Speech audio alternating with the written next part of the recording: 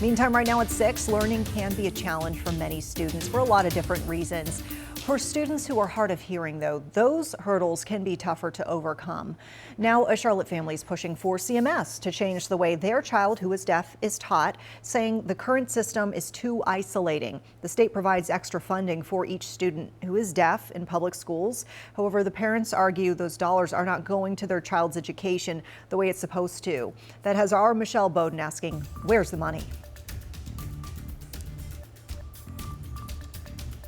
Up until a few years ago, there were several different options for teaching deaf students in Mecklenburg County. Now, though, the parents we talked to say there's only one option, and they say it's setting their kids up for failure. Afternoons in this house look a little different than most. There's all the hubbub of after-school energy, but not a lot of noise. Mom and Dad are deaf, and so are 4 of their 7 kids. 3 of the kids who are deaf are at University Meadows Elementary School, where they are mainstreamed in a class with all hearing kids and have an interpreter. It's nice for my deaf children to be in a challenging environment where they're stimulated to learn and around other hearing children. That's fine, but there isn't communication and association with other deaf children. Besides their siblings, they need to be around other children who are like them. We worked with an interpreter to do this interview where Mom told us how frustrated she is with the way her kids are being taught. So all day long, the only person that they're interacting with is the interpreter. So they don't get to learn vicariously from other students. They don't get the opportunity to help other students. They don't get the opportunity to be helped by other students. They don't get to talk about what's cool and what's not cool. She says the only people that know sign language at her kids' school are the interpreters assigned to each of them. So when the kids go to school, they literally can only communicate with the interpreter, and that's it? Yes, just the interpreter. It hasn't always been this way. Until 2016, CMS had a special program for deaf students in Mecklenburg County where the kids were taught under one roof at Cotswold Elementary. In fact, that's where Carolyn went to school, and it's what she wanted for her own kids. To see what's happening and to hear from the interpreters. Donna McCord-Smolik is a deaf advocate who also grew up here in Charlotte and sent her kids to Cotswold. You know, the hearing students are in such for them, an integrated classroom, but it is such not an integrated classroom for the deaf student. They're left out, they're placed on an island, and all of the hearing people around them who don't know any different think they're doing the right, best thing because they've got them so integrated that they've erased them, and there they are sitting alone, and it just breaks my heart. We checked with the state and learned every North Carolina school district decides how they want to approach teaching deaf students.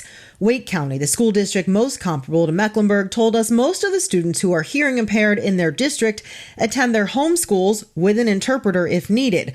But Wake County also offers regional programs or cluster programs for deaf students at 3 schools. We also checked in with the National Association for the Deaf, NAD, who told us as of 2020, 70% of deaf students were mainstreamed across the country, but pointed to the 2004 Federal Individuals with Disabilities Education Improvement Act, or IDEA. That requires options for deaf children, including cluster schools that serve large groups of deaf students at selected schools.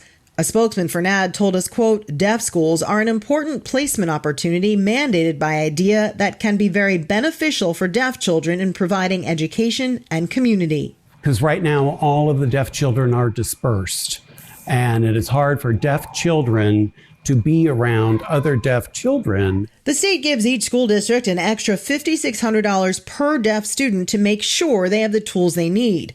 But Carolyn says money meant for her kids is being lumped in with money for all kids with special needs. To use the money that is allocated for the deaf student and then subsume it into a larger budget that's paying for ramps and for other forms of access isn't fair. That money was allocated to the deaf student. It makes me wonder about their future. I see a lack of resources. I see a lack of education for the deaf children.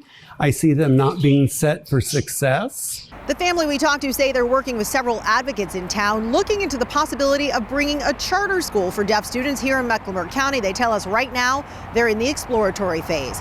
Reporting in Charlotte, Michelle Bowden, WCNC Charlotte. Now, our Where's the Money team works hard to hold those in power accountable, including the school systems and government agencies that use your taxpayer dollars. That being said, most of the time, it's your tips that really prompt us to start digging into those receipts. So if you have something you think we should investigate, please let us know. You can send an email to money@wcnc.com or reach out to us on social media.